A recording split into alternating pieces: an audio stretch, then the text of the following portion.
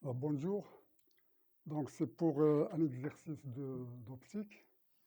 Alors l'énoncé, on observe la Lune par un télescope ayant la distance focale de l'objectif f'1 est égale à 80 cm. Alors ici on a schématisé le télescope sous cette forme ici. Alors L1 c'est la lentille convergente de l'objectif. L2, c'est la lentille convergente de l'oculaire. Donc, quelles sont les choses qu'on doit satisfaire dans ce montage?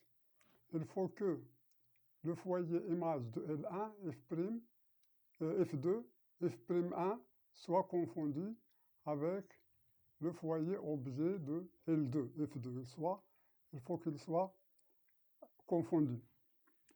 Donc, on aura ici un plan focal. Voilà. Donc, c'est ça la condition qu'il faut avoir. Et bien sûr, il faut que F'1 soit plus grande, très grande que F2. Dans notre cas, c'est ça.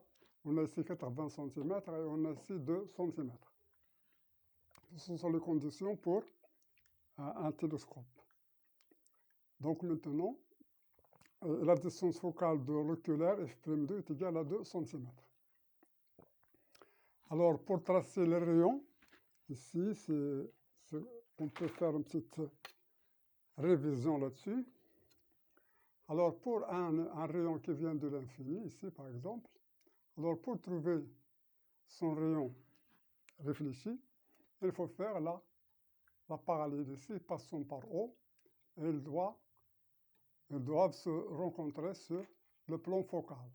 Alors, on trouve ici un point, et puis on trace ce rayon qui est, voilà, c'est la suite de rayons qui viennent de l'infini.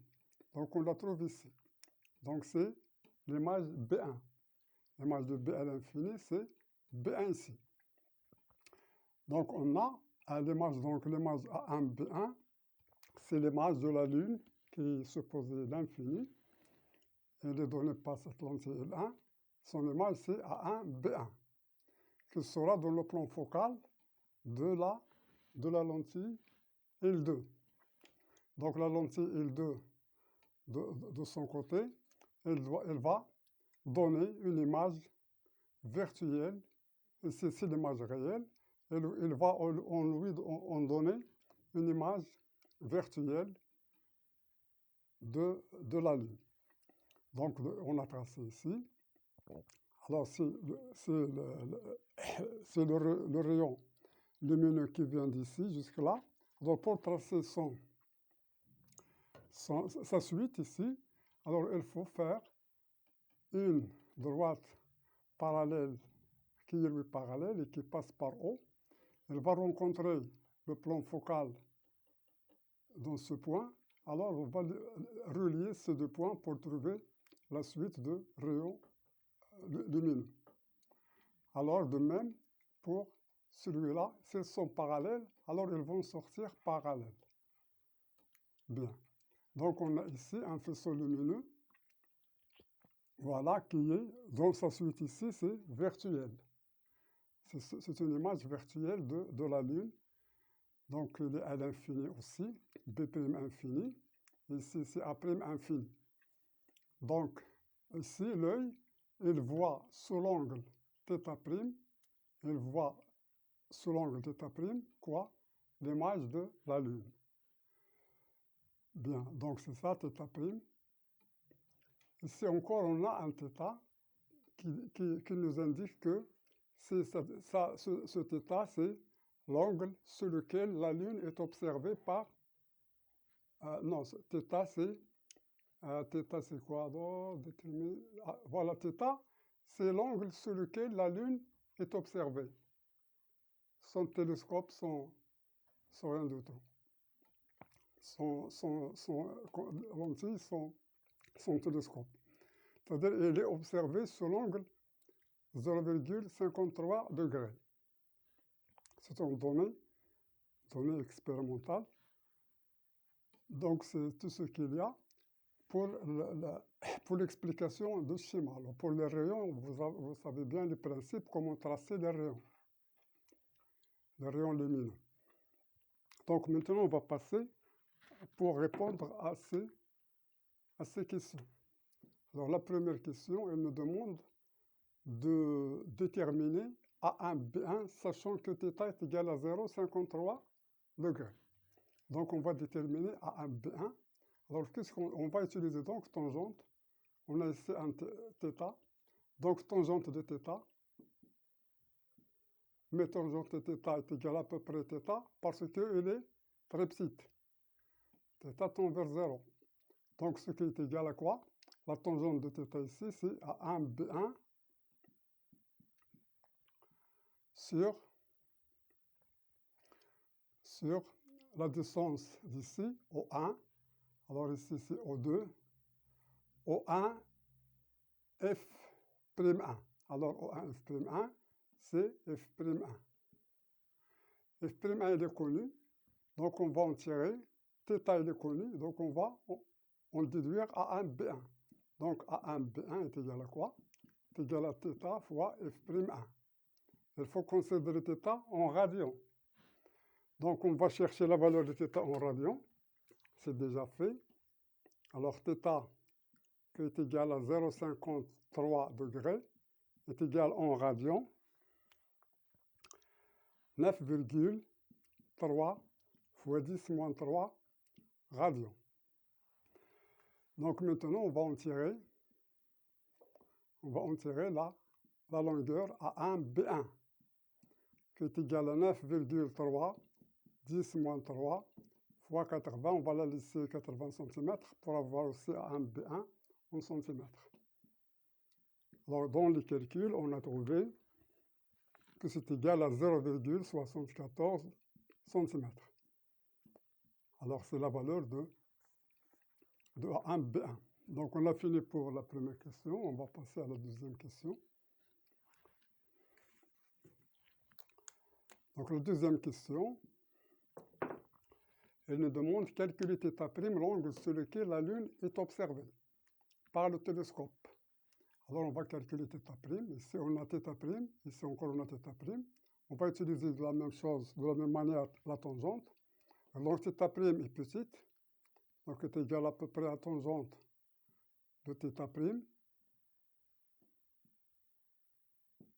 qui est égale à la tangente de θ', c'est A1, B1.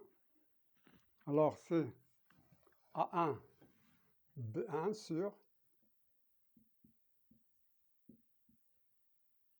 Alors, c'est A1, B1 sur cette distance ici qui est F'2. Alors, ça, c'est F2, ça, c'est F'2. Alors, c'est F'2, F'2. Donc, on écrit F'2. Donc, nous, qu'est-ce qu'on cherche? On cherche θ'. Alors, on a déjà la valeur de A1, B1 et on a déjà F'2. Donc, on va calculer directement. Application numérique. Ça nous donne que θ' est égal à quoi? Est égal à 0,74 sur 2,2 cm. Alors, les calculs donnent... Donc, ça donne 0,37 radians. Égale 0,37 radians. Mais si on veut la calculer en degrés, elle est convertie. Alors, en degrés, on a trouvé, après calcul, que c'est égal à 21,2 degrés. Donc, on a calculé θ'. Il nous reste, troisièmement, alors on va calculer, donc troisièmement, calculer le grossissement G par deux méthodes. Donc, le grossissement, alors maintenant on a expliqué le schéma. Donc, je peux effacer ici. Donc, pour le grossissement, troisièmement, alors troisièmement, on sait que G est égal à quoi? G est égal à θ' sur θ.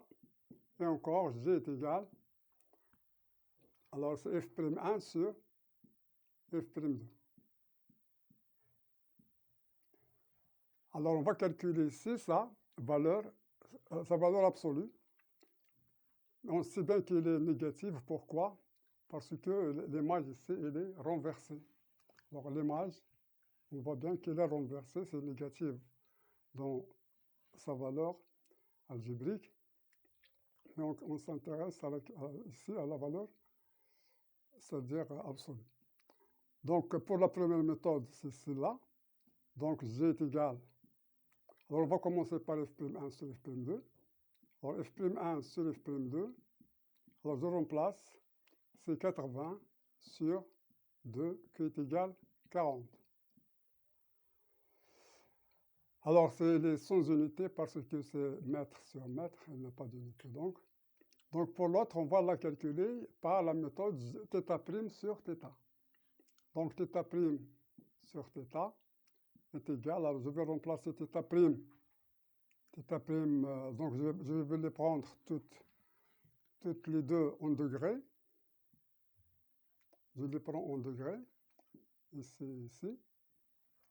Alors je fais la division, donc c'est 21,2 sur 0,53.